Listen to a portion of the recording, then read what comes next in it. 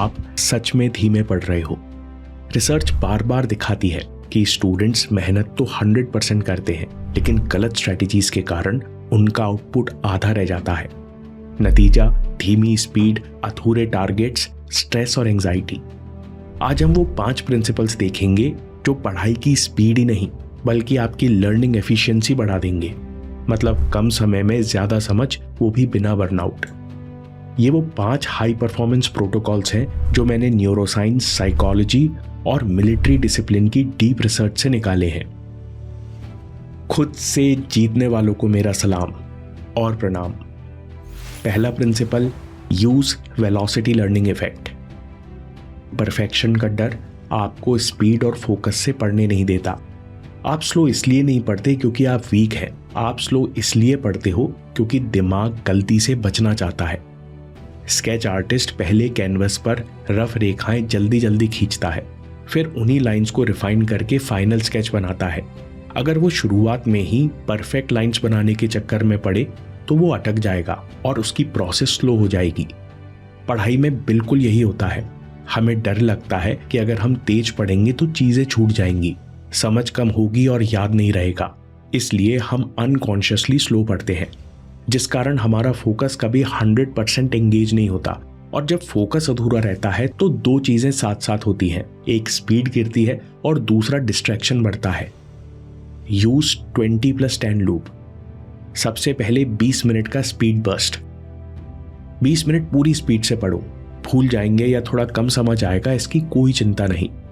जैसे ही आपको लगे कि अब समझ नहीं आ रहा तो अचानक से 10 सेकंड के लिए आंख बंद करके केवल अपनी सांस पर फोकस करो। Pause for 10 seconds. न्यूरोसाइंस दिखाती है कि इंटेंस फोकस के तुरंत बाद अगर आप छोटा सा पॉज लेते हो तो दिमाग सीखी हुई जानकारी खुद ब खुद कंसोलिडेट करता है।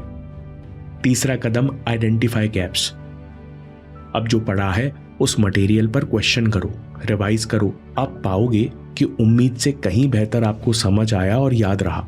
जहां आप अटके थे उन पॉइंट्स को मार्क करो। आखिर में रीफिल गैप्स। अब 10 मिनट में सिर्फ उन पॉइंट्स को अच्छे से समझो जो छूट गए थे।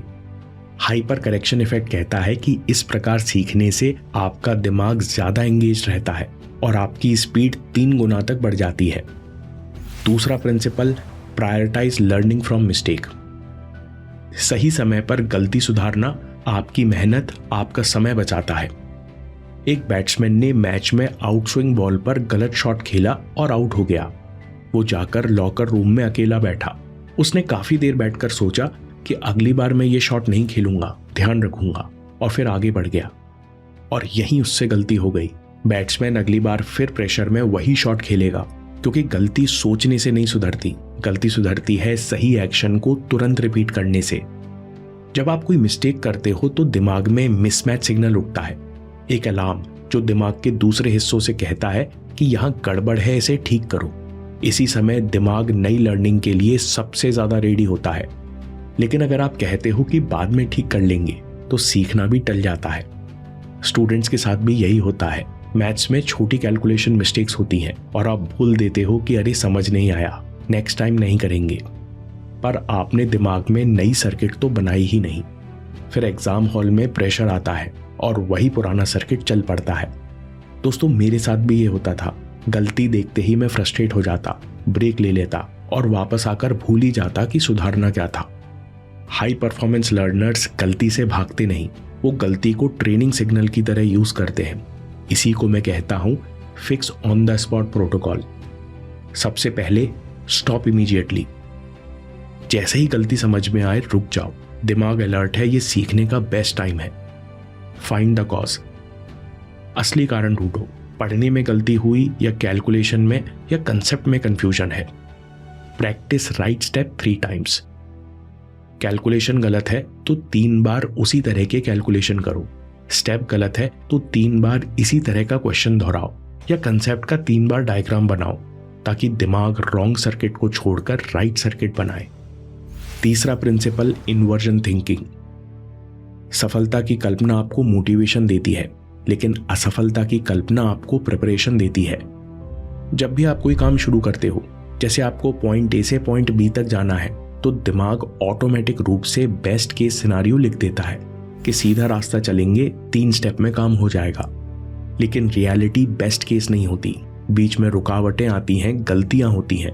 और प्रॉब्लम ये नहीं है कि गलतियां हुई, प्रॉब्लम ये है कि आप पहले से तैयार नहीं थे। पढ़ाई में भी यही होता है।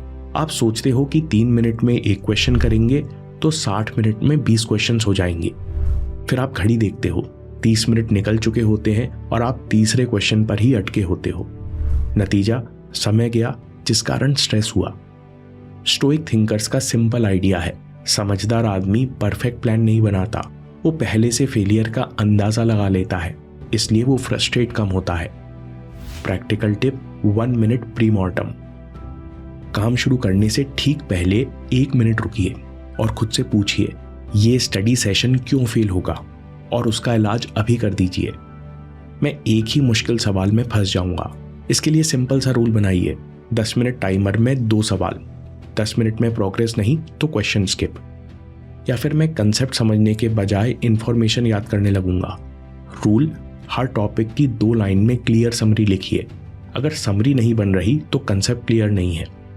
मैं और हम जीतेंगे की टीम हर प्रोजेक्ट में इस टेक्निक का इस्तेमाल कर रहे हैं और बहुत फायदा हो रहा है, क्योंकि जब आप फेलियर प्रेडिक्ट करके छोटे छोटे सुधार पहले ही कर लेते हो तो बाद में यही चीज आपके घंटों का समय और स्ट्रेस बचा लेती है।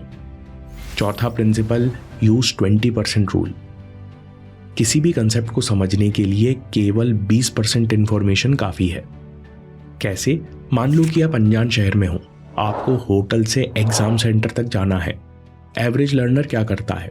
वो रास्ते का हर डिटेल, गली का नाम, दुकानें, शॉर्टकट सब याद करने की कोशिश करता है।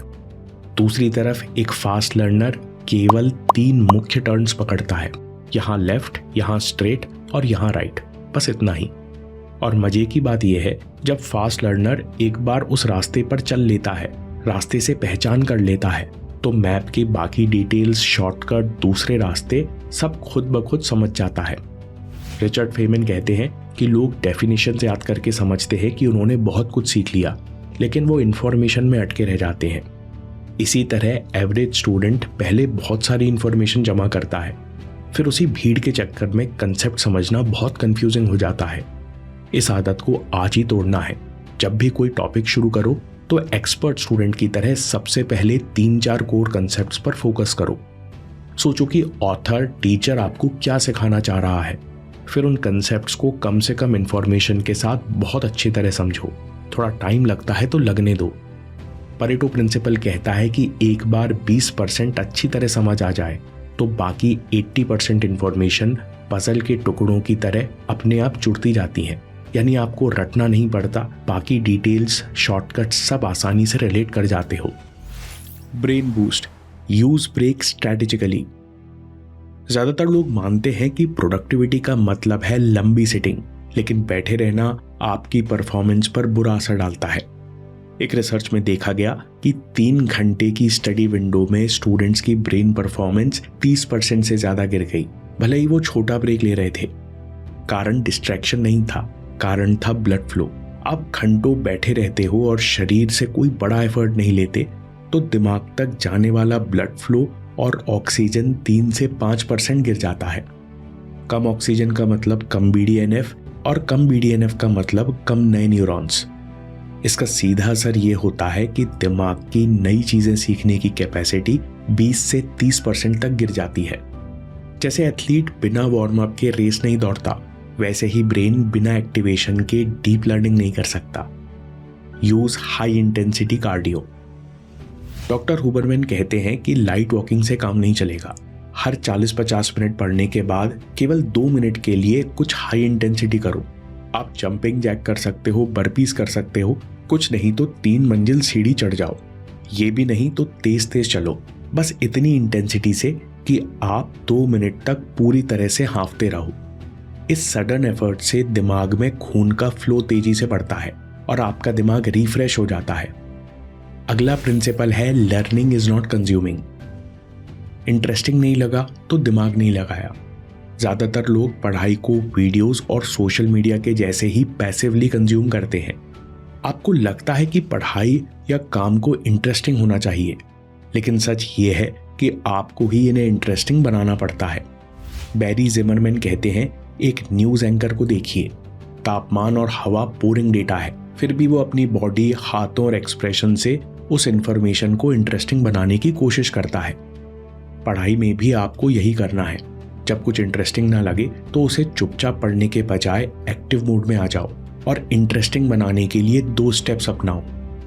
पहला, इंक्रीज एंगेजमेंट। वेदर रिपोर्टर की तरह जोर जोर से हाथ हिलाकर पूरे हाव भाव से पढ़ो, जैसे सामने कैमरा आपको रिकॉर्ड कर रहा है। आप इसके लिए माइंड मैप्स, डायग्राम्स और फ्लो चार्ट्स का भी उपयोग कर सकते हो। Step number 2, fame an anchor. अब केवल पढ़ो नहीं, बल्कि इस कंसेप्ट को किसी बच्चे को समझाओ। अगर कोई नहीं मिलता तो सामने खाली चेयर को समझाओ। अगर आप कंसेप्ट को आसान शब्दों में समझा सकते हो तो वो आपको लंबे समय तक याद रहेगा। ये छोटी सी प्रैक्टिस आपका माइंडसेट कंज्यूमर से क्रिएटर में शिफ्ट कर देगा। आपको हमेशा याद रहेगा कि काम को इंटरेस्टिंग बनाना मेरी जिम्मेदारी है। Summary, use velocity learning effect. शुरुआत में परफेक्ट मत बनो। 20 मिनट पूरी स्पीड से पढ़ो, 10 सेकंड का पॉज लो, फिर 10 मिनट में गैप्स भरो। दूसरा, प्रायोरिटाइज लर्निंग ओवर मिस्टेक। पढ़ते समय गलती दिखे तो ऑन द स्पॉट फिक्स करो, सही स्टेप को 3 बार दोहराओ। तीसरी बात, इन्वर्जन थिंकिंग। पढ़ाई से पहले पूछो, ये स्टडी सेशन फेल क्यों होगा, फिर गलतियों को ठीक करने के रूल्स बनाओ। Use 20% rule. कंसेप्ट्स को समझने के लिए केवल 20% इंफॉर्मेशन काफी है। टॉपिक शुरू करो तो पहले 3-4 कंसेप्ट पर फोकस करो। 5वां point, use break strategically. 50 minute पढ़ाई, फिर 2 मिनट कुछ ऐसा करो जिससे आप हाँफने लगो। दिमाग में ब्लड फ्लो, ऑक्सीजन और BDNF बढ़ता है, जिससे चीजें बेहतर समझ आती हैं। Learning is not just consuming. Active mode में आओ, हाथ हिलाकर पूरे हाव भाव से पढ़ो और कंसेप्ट को खाली चेयर को समझाओ। दोस्तों, आप आज से कौन से प्रिंसिपल अप्लाई करने वाले हो, कमेंट्स में जरूर बताओ। टॉप 1% लोगों के हार्ड वर्क का तरीका थोड़ा अलग होता है। अगले वीडियो में ये 5 चीजें जरूर सीखो। मैं काम के किस्से लाता रहूंगा। हिम्मत, हरकत, होशियारी, हम जीतेंगे।